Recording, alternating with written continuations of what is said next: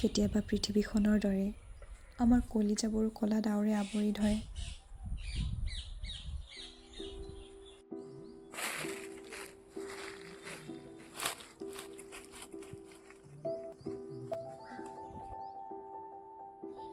এনে লাগে যেন মই এতিয়া কাৰো নহয়, মই কেৱল মোৰ।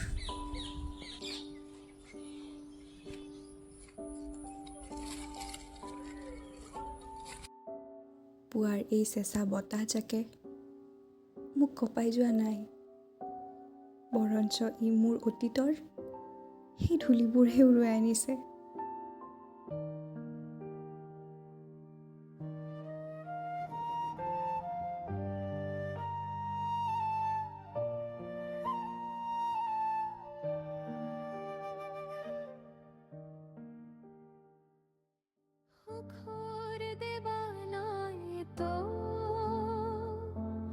অকামূৰ ৰঙীন ছবি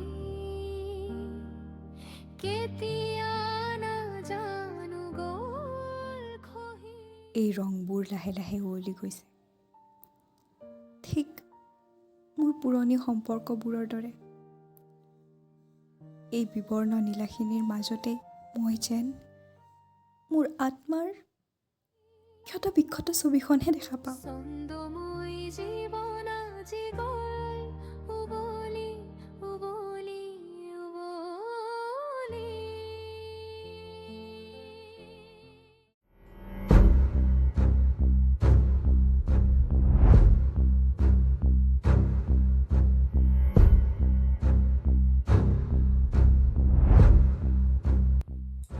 তুমি যদি তোমাৰ নামটো সলনি কৰি দিলাহেঁতেন, আমাৰ জীয়াই থকাটো ইমান অসুবিধা নহ'লহেঁতেন।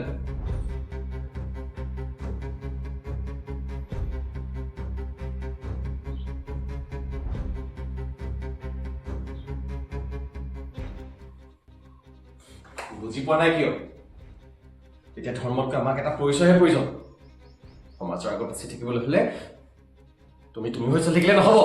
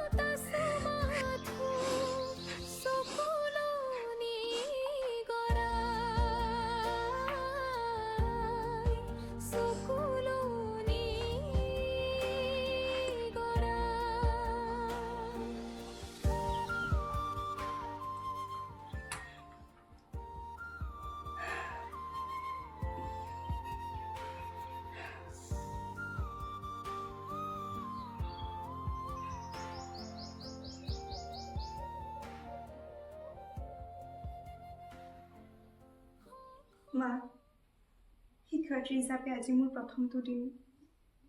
য'ত আছা তাৰ পৰাহে আশীৰ্বাদ কৰিবা।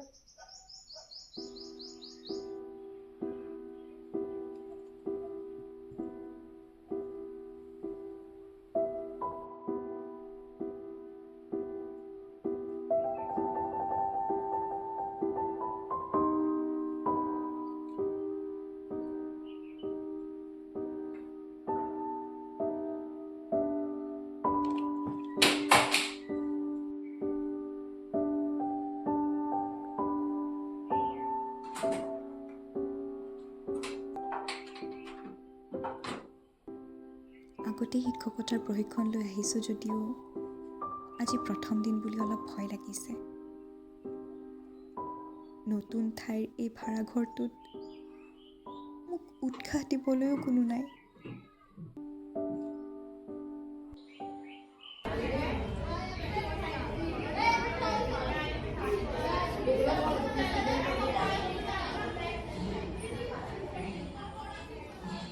নমস্কাৰ, আপুনি নিশ্চয় নতুনকৈ জইন কৰা পৰিস্মিতা বাইদেউ ন? মই প্ৰণৱ এখন স্কুলত 8 বছৰ পাৰ কৰিলোঁ। আপোনাৰ গাঁওখন ভাল লাগিছেনে? ইয়াতে মানুহবোৰ সঁচাকৈ সহজ সৰল কিন্তু মৰমীয়াল। পিছে আপোনাৰ ঘৰখন ক'ত আছিলে? মোৰ ক্লাছৰ সময় হৈছে, মই যাওঁ দিয়ক। ঠিক আছে দিয়ক।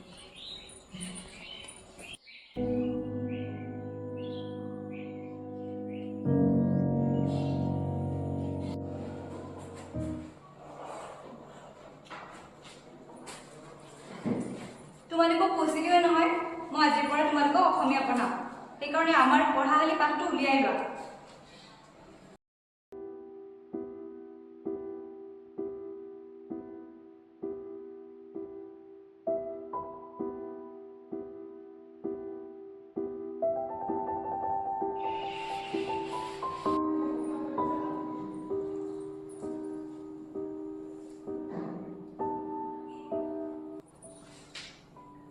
বুজি পাইছা?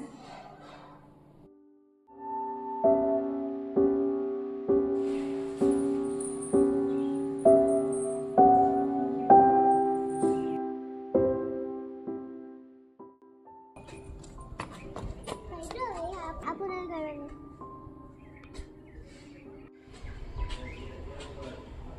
বাইদেউ আপোনাৰ চকু দুটা বৰ ধুনীয়া, কিন্তু আপোনাৰ চকু দুটা বৰ দুখ লগা।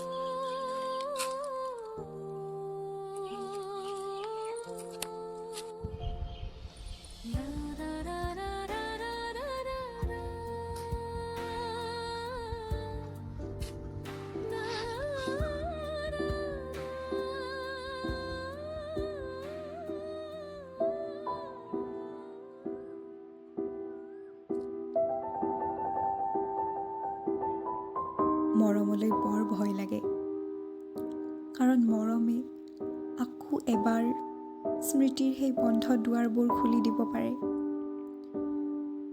মই এতিয়া এজনী মানসিক ৰোগী হ'ব পাৰোঁ, কিন্তু মোৰ বাবে এই মৌনতাই আটাইতকৈ ডাঙৰ মুক্তি।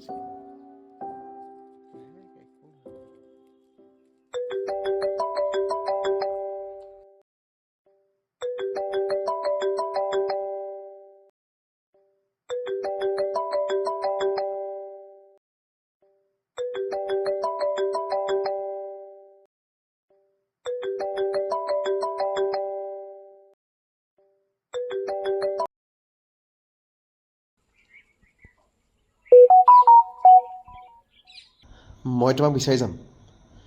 মা দেউতা কৈছে সমাজৰ কথা ভাবি আমি আৰু কিমান নিজক কষ্ট দিম। আমি পুনৰ আৰম্ভ কৰিব নোৱাৰোঁনে?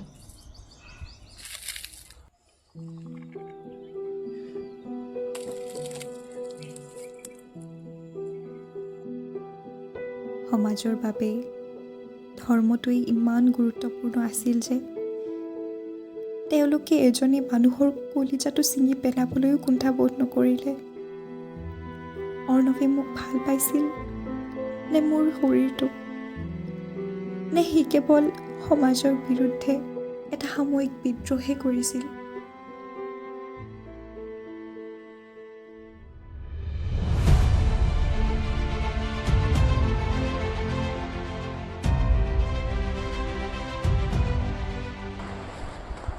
এই পাৰ্বিন নামটোৱে সমাজৰ আগত আমাক মুখ উলিয়াব নোৱাৰা কৰিছে।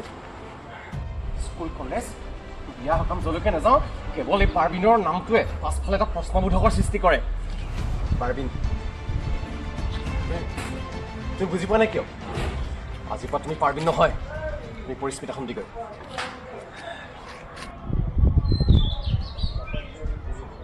তোমাৰ কোনো ধৰ্ম নাই, তোমাৰ কোনো অতীত নাই, তুমি মাত্ৰ মোৰ শৰীৰৰ এটা অংগ। মনত ৰাখিবা।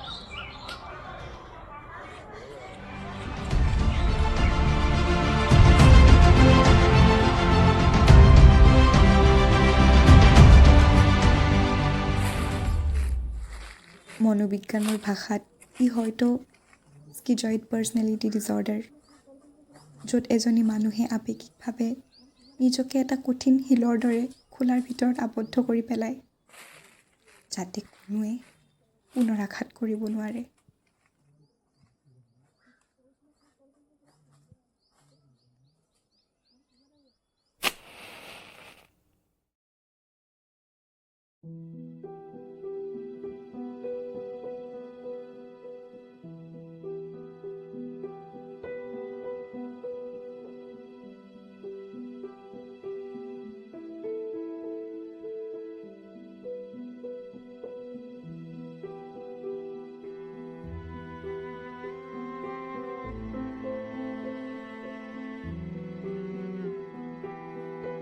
অৰ্ণৱ নামৰ সেই অধ্যায়টো এতিয়া উৱলি যোৱা পুৰণা কাপোৰৰ দৰে, যিবোৰ পিন্ধিবও নোৱাৰি আৰু পেলাবলৈও মায়া লাগে।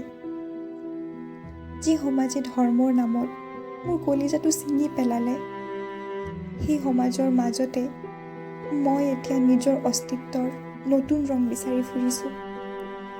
হয়তো সেই ৰংটো এই ধূসৰ বেৰবোৰৰ দৰেই, কিন্তু অন্ততঃ আনৰ আঙুলিত নাচিবলগীয়া নহয়।